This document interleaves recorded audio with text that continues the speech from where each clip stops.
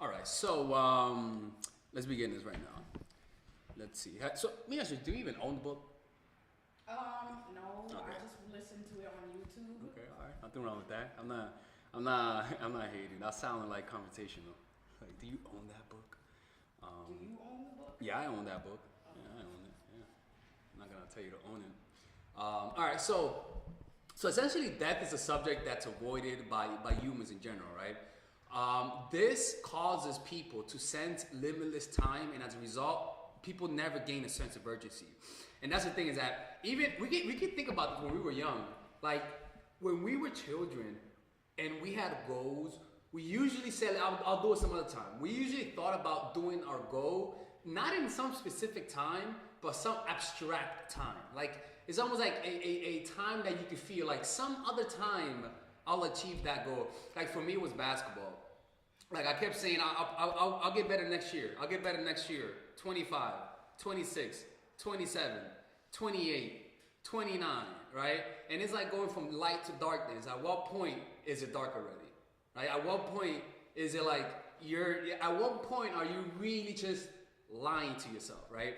And the thing is that you only realize that you were lying to yourself once you sense your mortality.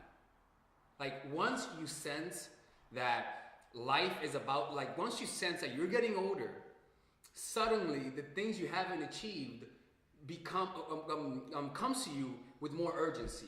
Suddenly you need to have a child.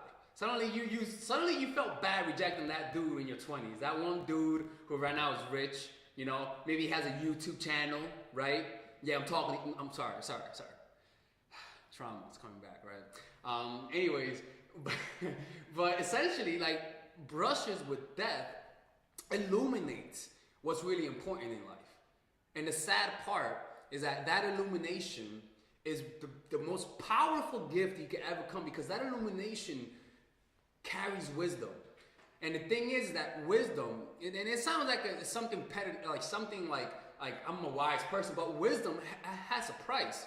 And the people who know that price are those people who pay the price but can never really do anything with it. They can only tell you not to make those mistakes, right? Yeah, I'm telling you, irreversible mistakes are the worst things you can ever do. But it makes you wise, but I don't give a fuck about making me wiser if I can't reverse it, you know? Anyways. So anyways, death is a subject that's avoided by all humans. By most humans, initially. This causes people to sense limitless time, and as a result, no sense of urgency. That's why people procrastinate. You know, that's why people that's why people always say, "I'll do it tomorrow," and waste their youth. Why? Because they think they'll always be young. You see, that's the sign of an immature person. Somebody who thinks that everything will always be there. You see, that's why, for example, I don't know if you ever like gone home and like the first time you leave home and then you come back, something scary happens. Is that you see your parents getting older, you know? And it's not scary because they're getting older, but that what's really scary is that deep down, when you're looking at your parents getting older and at your friends getting older, because that is a scary thing. Like seeing somebody and then seeing them again after a while is a scary thing. And the thing is that you don't see that when you're a child. Because when you're a child, there's consistency. You're always seeing the same people. The longest you go without seeing the same person is like 3 months, and that's from summer school. And when you see that, you even talk to your friend, "Yo, man, let's go hot, man." Anyway, we're in school right now. But as an adult, you see your parents, and then you see them again, and then you see them getting older, and it's a little scary. But what that scariness isn't really, you know, you're scared for them. In reality, what you're really seeing is that you're seeing your mortality in your face, and you're not really aware that you're looking at your mortality. But that you sort of like saying, "Man, you know, my mom's getting older," or "Man, my aunt is getting older." And when you know that look that your parents give you, that like sometimes they're just staring at you for a long time. You're like, "The fuck? I feel like someone's looking at me," you know? Like, and what's really going on is that your parents are not being a creep. Is that they're looking at their own mortalities. You know, they're saying, "Shit, this motherfucker's old," you know? And they're like, "Fuck, I'm getting old," you know? And like but you never realize that that's what they're going through. And you might even see this with older people. Is that suddenly there's just some people in our lives that just suddenly become nicer. Like you're like, the fuck? Who are you? You're not my aunt. Why are you so nice? Like, why are you suddenly so sweet to me and stuff like that? What's really happening is that this person maybe realized that they're getting older. And maybe they one night they realize they're getting older, and as a result they sense that everything's about to end, and now suddenly when they talk to you being more sweet. They call you how sweet you are, and you're saying, where the hell did this niceness came from? It's because they know they're about to die, right? And there's something about when you know that you are about to die or somebody else is about to die, your eyes become, you just see things you didn't see before. You start seeing their expressions with more clarity. You start sensing them. You feel what they feel more. It's like you connect with them at a deeper level because you're connecting with them with something you never connected with before, and that's everyone's common mortality. You see, that common mortality unites people. The thing is that people don't want to do that because it's a scary thing, and so that's why most people are disconnected from each other.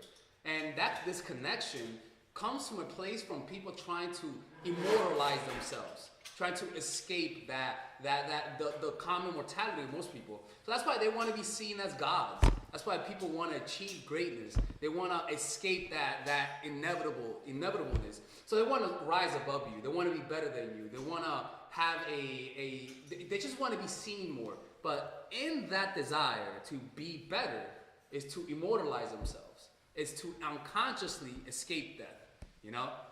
But you can't do that. You know, you can run away as much as you can. You can't be slick. You know, Father Time has been undefeated.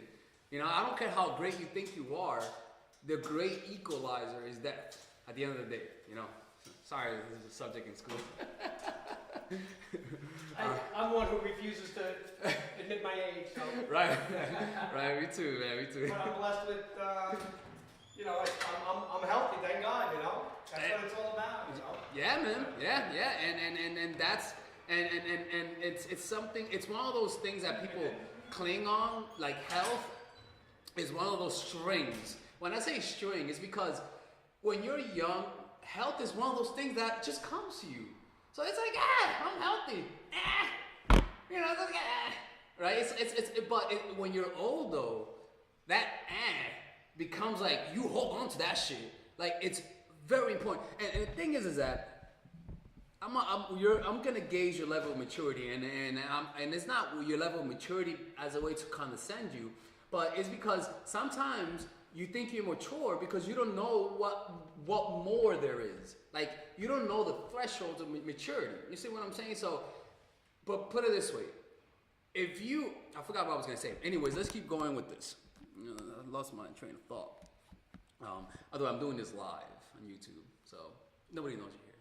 Don't worry. All right. Any questions? Is it interesting? Am I making sense? Yeah, you're making sense. Making sense? Okay.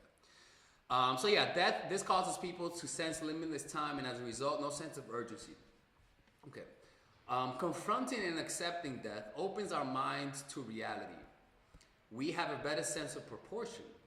Rather than separating yourself from others, we unite in our common mortality, bringing us closer to each other and the present moment, and thus intensifying our experience. Death, the denial of death, takes us out of the moment. So look, man, I could say this from my experience. I never had I've been punched in the face. I've been chased by murderers before, by two people, in fact. Yeah, I have, yeah. Around like a few blocks away, actually. Like a 10-minute walk. Like literally, yeah. You see that? Yeah. Yeah, yeah. Yeah, I mean, it's, yeah, 100%, yeah. It was on 5th and Avenue C. The building around there, yeah. No, 4th and Avenue C. Yeah, it's. Anyways, so I've definitely been jumped, but you know what? I didn't learn my lesson, so it didn't work. But what definitely happened to me though is that I was having migraines out of nowhere, like sudden migraines. And what happens is that when you have migraines and you have the computer in your hand and you took like, I don't know, like an eighth of edibles, things begin to happen. Like you begin to like imagine the worst case scenarios, you know, and you go on Google and I just thought I had like a brain hemorrhage or like a tumor or something like that because I started going on WebMD. Yeah, it was horrible. It was a horrible night. And so that night I was like, holy shit, and my knees were fucking up. Like my knees, I was having runner's knee, and my knees were slowly getting hurt. Like I couldn't walk, essentially, because they were just swelling up because I stopped playing basketball. When you stop playing basketball, sometimes your knees swell up. That's called runner's knee or 30-year-old women's knee. Because like when you're 30, in your early 20s, you're working out, and most women in their 30s, they have children, so they stop working out. And that sudden stoppage of working out, sort of the body sometimes becomes inflamed, and then your knees get fucked, right? So that happened to me, and my knees were getting fucked, and on top of me getting headaches all of a sudden, migraines, I started panicking. And that night, all of a sudden, like for some reason, that chapter of Death and Now came up, and I wasn't gonna read that because to be quite honest with you, that chapter was a little scary. Like it really was, and I was really avoiding that. And that chapter came up, and I was too high to move. And I was like, fuck it, I'll just keep listening. And oh my God, man, it was very psychedelic. For like 2 weeks, it felt like I was like on shrooms, not like seeing shit, but the feeling of how things will end.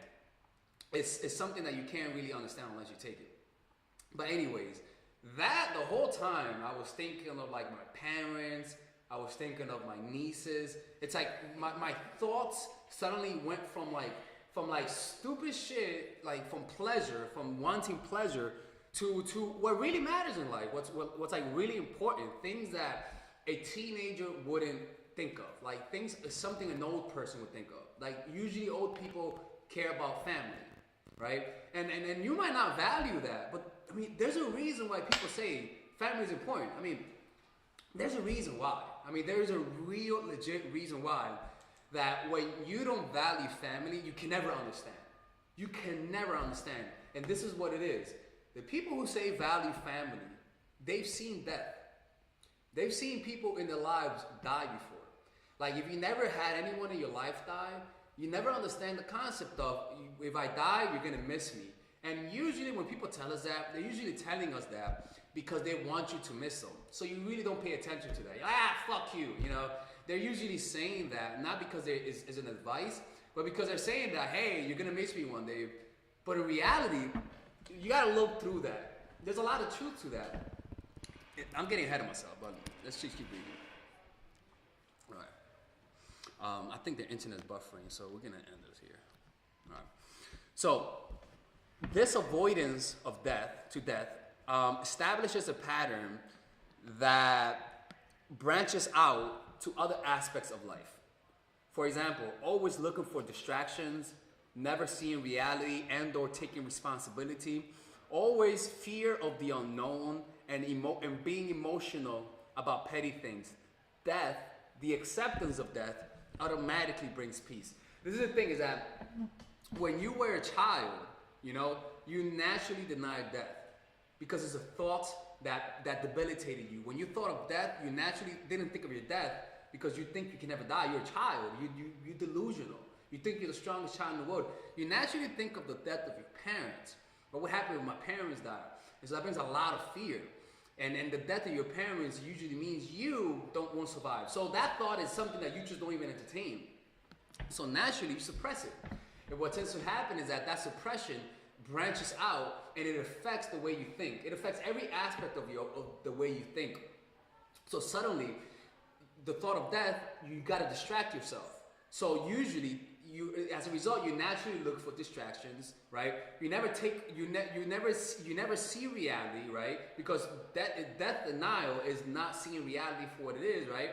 And so that's what tends to happen. That becomes a root problem that unless you read this or unless you go through a death experience, you will never be liberated for it, and you will never understand the true source of your unhappiness. You know, and the thing is that what's funny is that what makes us unique as human beings is what makes death our kryptonite, right? Because you see, as humans, we're too rational, right? We're too smart for our own good, and the problem is that we're the only species that can actually conceptualize death. The only actually, you could teach a primate, you could teach a monkey death, but Yeah, you can teach a monkey death, but naturally though, humans, like the monkey can never really just say, "I know death," but you could teach it death. You know, it's not a nice thing to do. You know, but anyways, so we don't really know how to deal with death because the thought of death means pain. You see, and we can't separate both.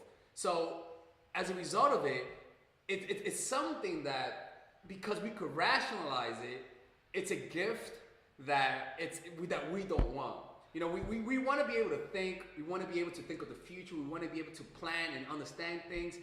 But that it's like if you want this, it also comes with this. You know, it also comes with you understanding that one day you're not going to exist. How do you handle that? Most people can't handle that. The same machine that creates it cannot handle it. So it collapses upon itself. So what it does is suppresses it. It just suppresses it and it tries to not think of it.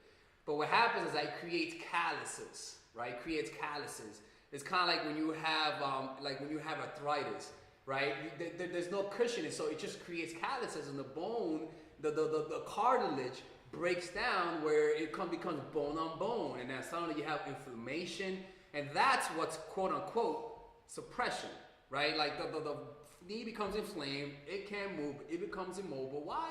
Because resistance in the knee.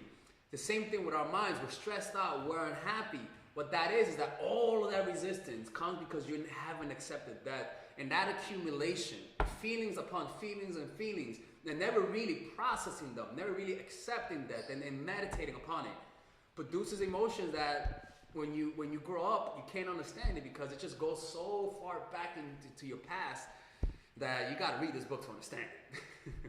Yeah. Am I making sense? Yeah. Kinda. But a good way of coping with death is, well, I became like spiritual.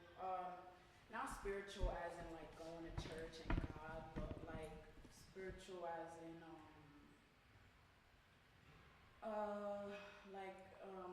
tarot readings and stuff like that, and astrology and things like that.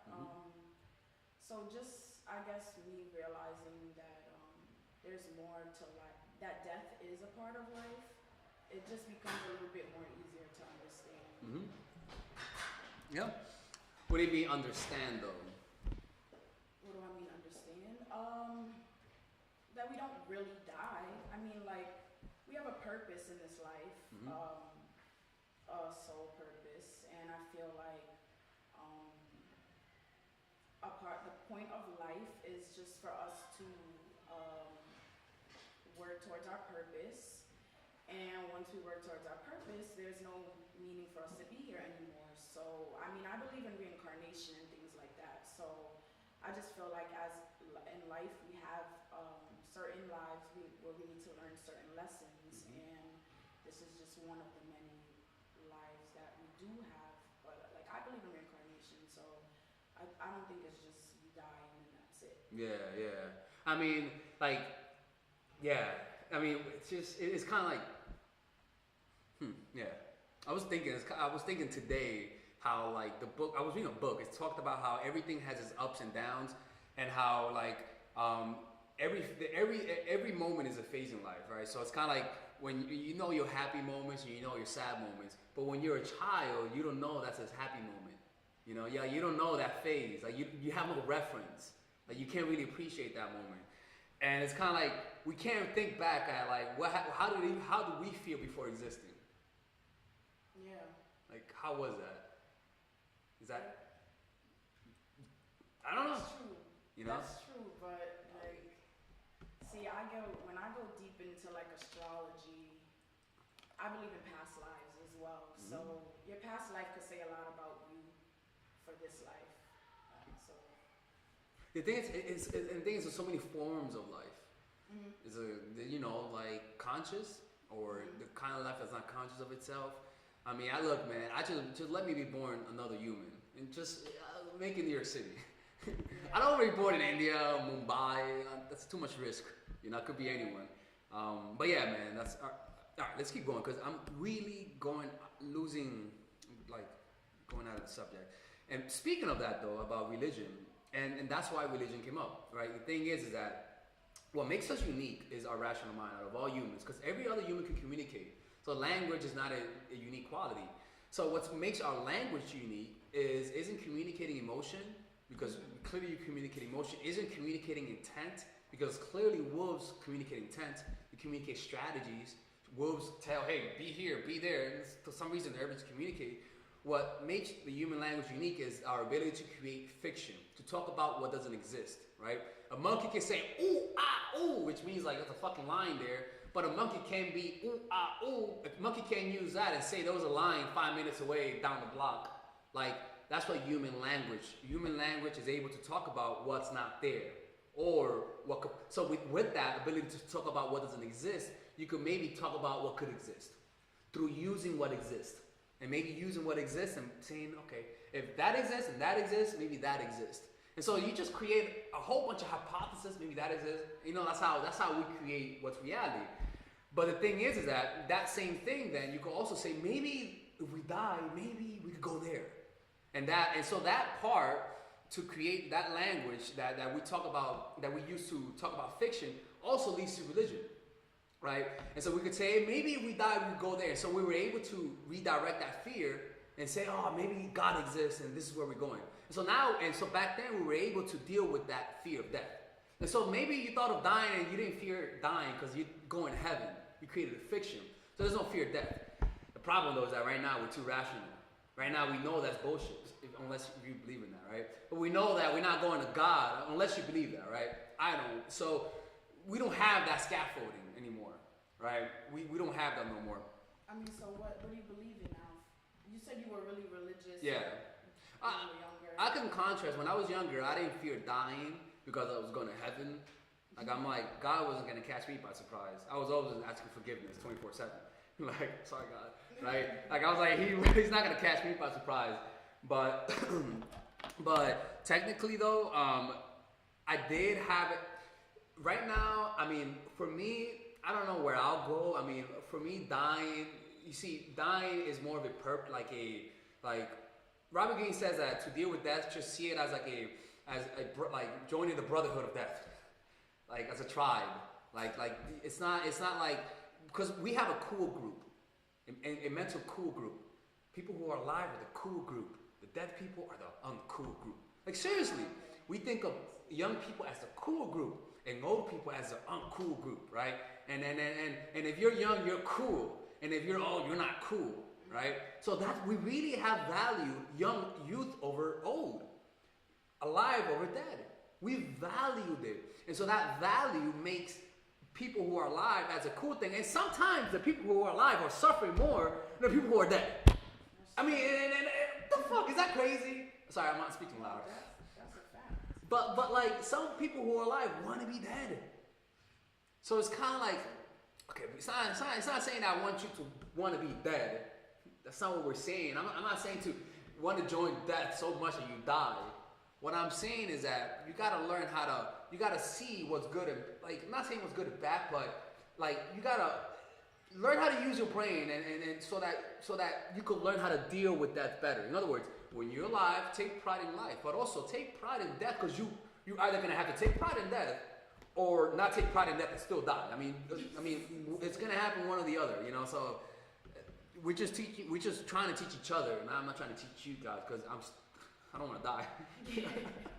Like, I'm not talking. Look, people, when this subject might seem like a subject that when I'm saying it seems like I'm an enlightened being telling you guys, and you guys are like, oh man, how the hell did he accept it? No, motherfuckers, like, you know, like, I'm not there yet, but like, but anyways, am I making sense? Yeah. All right. So yeah, man, like, we humans are equipped to handle the thought of death, but you know, it's at the same time, no one is equipped to handle the thought of death. Even Jesus wasn't equipped to handle the thought of death. That dude was stressed out thinking about death. I remember one time he stopped eating for 40 days. Like, he went to the desert and he was like, fuck, I can't do this. And he's like, God, I need help. And he's like, God, you're talking to me, dude. You're talking to yourself.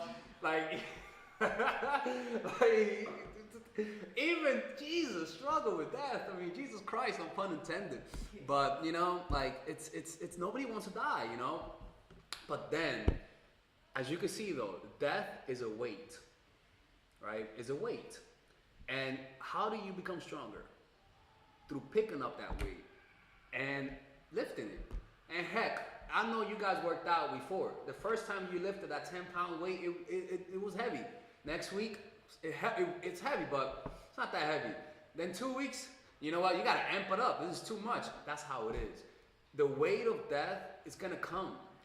You either could take some of it right now and take. It's kind of like becoming. It's kind of like people who take. Have you ever heard of that dude who takes poison from venomous from snakes so that he can become immune? The first time he takes it, it hurts. He takes it again and again and again and again, and then after like the 10,000th time, maybe, I don't know, it doesn't hurt. How does he do that? He does it because I don't know. He's white. He's white. We know that. That's an explanation, right?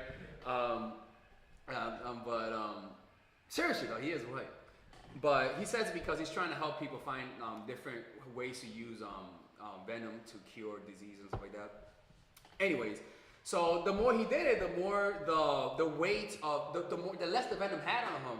And so what happens is that the more you confront death, the less fear you have. And we really don't understand how many of our emotions, how many of our unhappiness and lack of happiness is due because of our fear of death.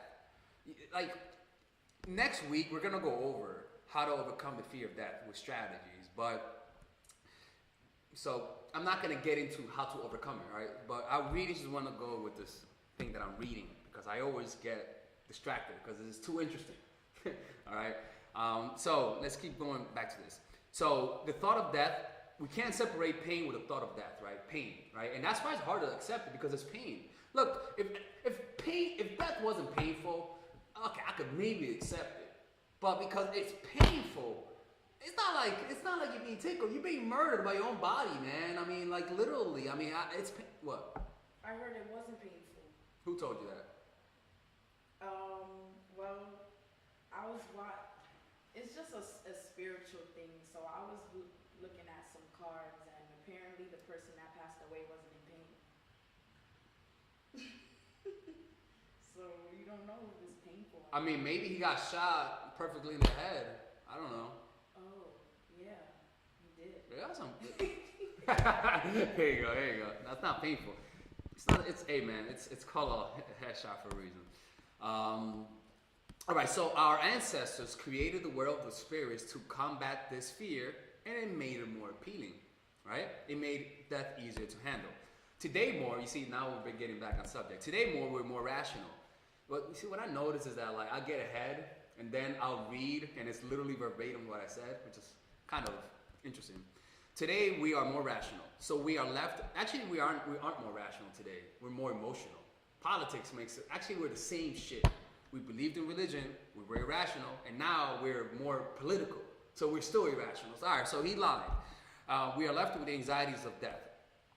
Actually, our irrationalities helped us deal with death. Our irrationality today helps us deal with politics. So I guess, which is better? What do you think? Which is better? I don't know. You're saying our irrationality helps us deal with politics? Yeah, maybe. I mean, it's not like, people get emotional because of like, people are less religious now, so. Yeah, I guess. Yeah, you're right. Yeah, you're right. We need to unite behind like other people behind a common cause. Yeah, that's true. Yeah, it does feel good when we're battling with other people or against somebody else, stuff like that. So it's like tribalism at the end of the day. Or, people want to believe in something and fight for it. Purpose. Yeah.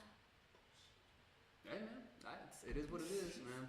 You know, and it's kind of like people will sacrifice their rationality just to believe in something. You know, and like here, my boy, he's a good boy. You know, he just murdered the whole family, right? She needs to believe he's a good kid because, look, man, if those parents admit that their kid's a murderer, you know what they have to admit to themselves? That they're shitty. Yeah. And it's kind of like we have to understand that so that we could like deal with them properly because then it's kind of like it's fun. It is funny, but at the same time you're making them like mad at people. Not mad at people, but they are irrational. But the point is that like if we don't understand that, we will create more misunderstandings with people in our lives. Because that lack of understanding of that part of the human nature, that means you've also had a bunch of other misunderstandings from that blind spot. Like it may not be much, like, but at the end of the day, that blind spot manifests itself in other spots that you don't know, but other people know. You see, and that's a crazy point. I'm like diverting myself, but the thing is that people know more about you. There are parts about you that you will never know that other people know, you know? And it's very important to know the haters from people who are being real, or separate the hate from reality, you know? Like, I remember, like, was it hate when people used to tell me your videos are too long? Maybe it was, but maybe they're right too, right? Yeah, I mean, that's true though. I mean, anyways. No, I feel like this book changed me because of that. Because I used to judge people and be like, oh, this person isn't doing this, which I think is right. But then I realized that I do a bunch of things that aren't right either. So now, by reading this book, I was like, oh my god, I do all this shit. And then I realized I shouldn't judge anyone anymore because I don't even know half the stuff that I'm doing. Yep. It happens more when we think of like our parents, because like the biggest misunderstandings come with our parents, because they're older and we're younger. So clearly there's like a huge gap, right? And we see that with I see that with my parents. Even though I was right. Look, that's the truth. Even though I was right, at the end of the day, if two parties, like if two family members, like two kids, like mom and dad, if both of them are not talking, I don't care who's right. The one who's right is still being immature. Mm-hmm.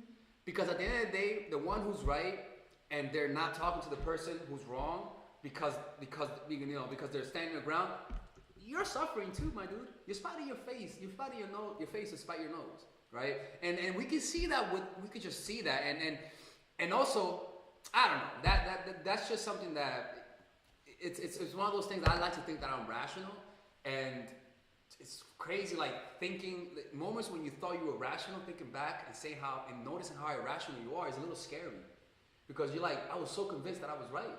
How did I miss that?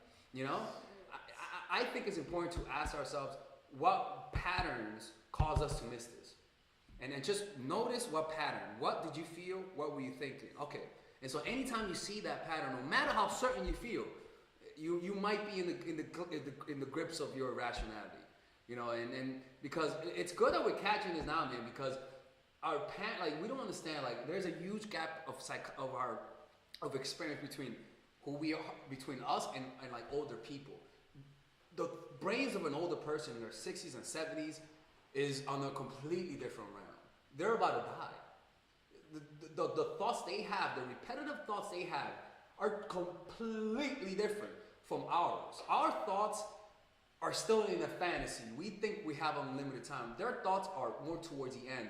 So their thinking and their emotions are just completely different. And our aim is to try to get there as fast as possible. Try to be there now. Be where? In that moment. In the future? Mentally. Like try borrowing wisdom from the future. I mean, but that's the purpose of every book we have. Every book that people put out is an attempt to try to give you the brain of an older person. You know how people say youth, what is it? Youth is wasted by the young. How does that go? Youth is wasted by fucking whatever, you know that shit, yeah. Right? But I don't know. I think I'm losing touch with the subject, but the reason why I'm losing touch is because I just think this is the most important subject I have ever read, in all honesty. Which subject? The death denial. I haven't gotten to that chapter yet. I'm still on the facade or something. Oh, your head. See the hostility behind the friendly facade. That's also too, man. But to me, this one is because if you deny death, you're gonna die and think and say shit like, I didn't know this was gonna happen. Let me tell you something, man. I took ayahuasca like a year ago. No, a year and a half. I went to Colombia. You took what? Ayahuasca. How was it? DMT. It's oral DMT, dimethyltryptamine. Like it's psychedelics. Okay. Yeah. Please you shit yourself. You can watch it on Netflix. Wait, what? Chelsea Handler takes it on Netflix. You can watch her do it. Like, what does it do to you? It makes you get close to dying, and so then you have all these like hallucinations and things like that. I know people who You I know. took that? Yeah. You took that. How much did it cost? I mean, I went to Colombia and it was $200, but it was 3 nights and you get 2 doses per night. So when you're done at 2 a.m., you take another one. Yeah, but you're in the middle of like the forest and beautiful lighting and like, you might hear a jaguar here and there, but that's okay. But they have it here too. They import the shamans from South America. And you have like a big warehouse and they do it here too. A bunch of like hipsters and stuff like that. Oh. Yeah. But what it does though is that you also have death. You could experience death, but what it does is that it's almost like you're meeting your spiritual guide, and he guides you through a journey. And you might experience death, you might not experience death. I experienced death, and I also noticed the peak of my trip was that I was having a horrible trip, and the worst part. It's a long story short, but I was mad at the shaman. I was like, this motherfucker gave me too much ayahuasca, right? So I was mad at him. I was like, fuck him. And the spirits were like, we know what you're trying to do. You're trying to escape. Because I was sick. I was throwing up for like 40 minutes. And I was like, where the fuck is this coming from, right? Because, all right, I'll tell you the story, man. Like, initially, we had I was there to stop smoking weed, right? It didn't work, right? It's okay though, I admit it, right? So I went there, and it was the last night. And the way they do it is that just imagine a church service. Imagine like a church service, but with the pastor. But this pastor has like a fucking hat with a bunch of shit. It looks like an ostrich. Anyway, so they teach, and at the end of the service, it's almost like mass communion, where everyone goes up to the priest and gets the communion. But in this case, everyone goes up to get the ayahuasca. They have it in a cup. And you have the priest, and then you have like all the mini priests and shit, right? And so they all go up to him, and I wasn't last, because if I say last, it sounds dramatic. So I was the last one in line, right? So I was like one of the last ones, and I went up, and one of the shamans whispered to him, and they whispered, and he was like, oh, okay. So he brought up one of the shamans, right? It was like on TV. It was like you looked like something you watch on TV, and he brought over like a big horn. It looked like a rhino horn. I don't know. That's illegal. It was a rhino horn. But it was like a horn. And he brought out a knife and just took some powder off of it, and he put it in my drink. He was like, take it. And I was like, okay, that's a special drink. I took it, and I went, and I left back, and I just got sick. I was like, holy shit, like it just came on me fast, right? And I never felt so sick in my life. And I knew something was up, and I was like, this motherfucker, it fucked me up, right? The whole time I was like, I'm gonna fuck him up when I'm done with this, because I was mad. I was terrified. I never felt so much fear in my life. It was literally fear.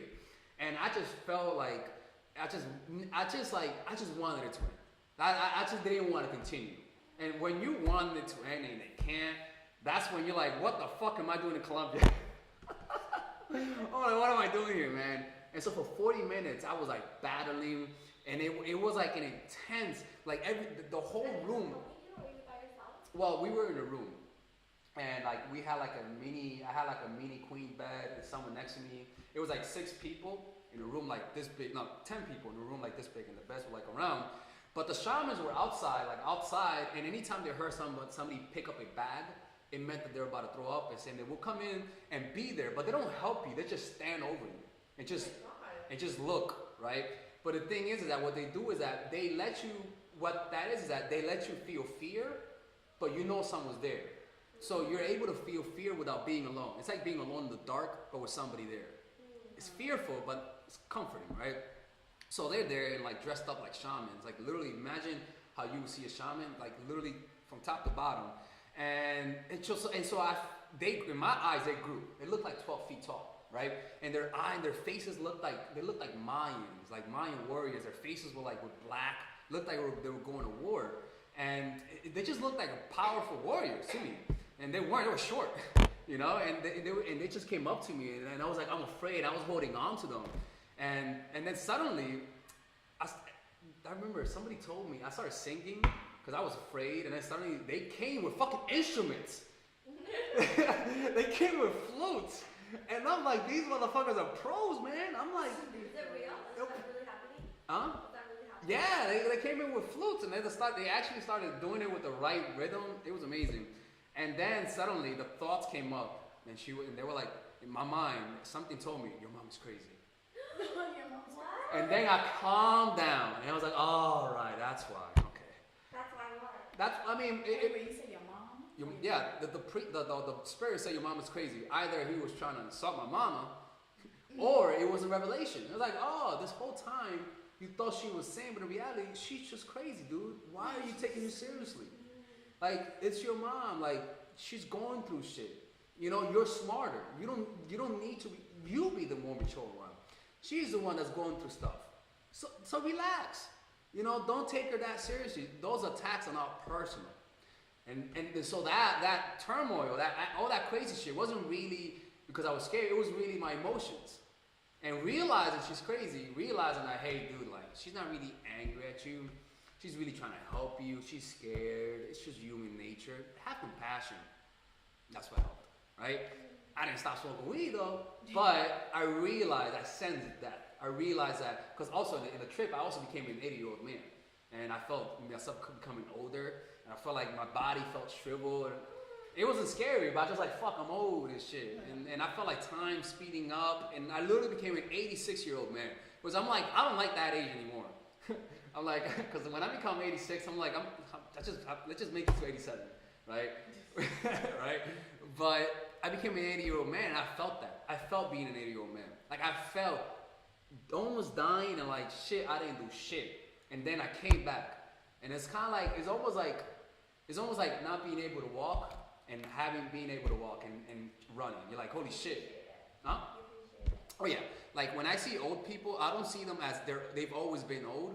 I see them as that's the oldest they've ever been. Because that's what they feel. Like when young people see you, they don't see what you see about yourself. They don't see that this is the oldest you've ever been, and you feel that. They see, oh, she's old. Like they don't see like that inner self that says, hey, I was also young. They don't see that. They can't see it. You know? That'd be the weird one. Like if I see old people, I think, wow, I wonder how they look when they was young. Well, no, you just being a freak. No. No, you just being a freak, man. I do that too. I'm like, oh, I thought she was hot. I do that too, right? All right, look, next week we're gonna talk more about this. We didn't follow through completely, but we're gonna talk about strategies to deal with that now. But hopefully next week I'm more clear and concise. This was more of like an introduction. All right.